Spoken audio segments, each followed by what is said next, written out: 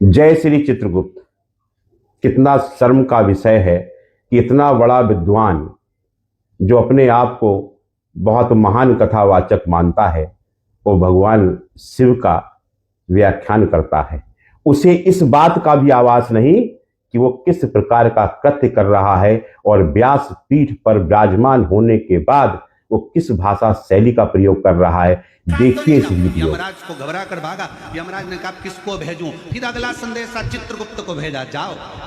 तो कहा इस मुछंदर के साथ नहीं जाऊंगी। चित्रगुप्त, फालतू की बात करना मत, सबका हिसाब रखना, मेरा हिसाब मत रखना। इसने जिस प्रकार से भगवान श्री चित्रगुप्त जी और भगवान यमराज पर अभद्र भाषा का प्रयोग किया है, यह दर्शाता है कि ये जाहिल व्यक्ति ना तो कथावाचक है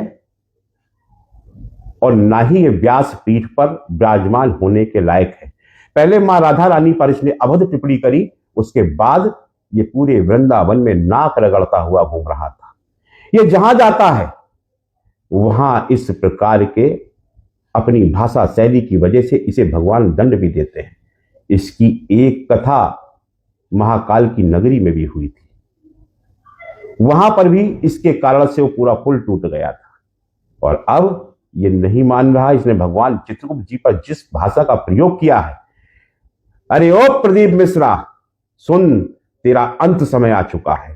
तेरा काल तुझे पुकार रहा है।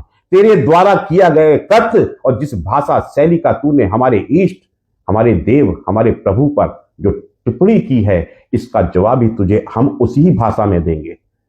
तेरी अभद्रता, तेरी नग्नता का अब परिचय पूरी दुनिया के सामने दिखाया जाएगा और तेरे सर पर जितने बाल अब बचे हैं ना, मैं श्री चित्रगुप्त पीठ का पीठाधीश्वर जगत गुरु चित्रगुप्ताचार्य डॉक्टर स्वामी सच्चिदानंद आज साफ तौर पर तुझे कहता हूं, कानूनी दायरे में लाकर भी तुझे सजा दिलवाऊंगा और तू जहां मिल गया तुझे भरे मंच पर तेरे बचे हुए सर के बाल अपने जूतों से साफ करूंगा कि तू इसी लायक है। तू सुधरने वाला नहीं है, तू अपनी हरकतों से बाज आने वाला नहीं है। तुझे कथा में हमारी देवी देवता मिलते हैं उपास मानने के लिए। तू अपने कथा के नाम पर जो ढोंग रचता है उसका तुझे हर हाल में भुगतान करना पड़ेगा। तुझे कौन सिखाता है? तू किसका एजेंट है? किसके लिए काम कर रहा है? तू हिंदू सनातन देवी देवताओं का उपहास उड़ाता घूमता है, कभी राधा रानी पर, और आज तूने भगवान चित्रगुप्त जी, तू जानता क्या है प्रभु के बारे में? कौन है भगवान चित्रगुप्त जी? जा पहले समझ जान।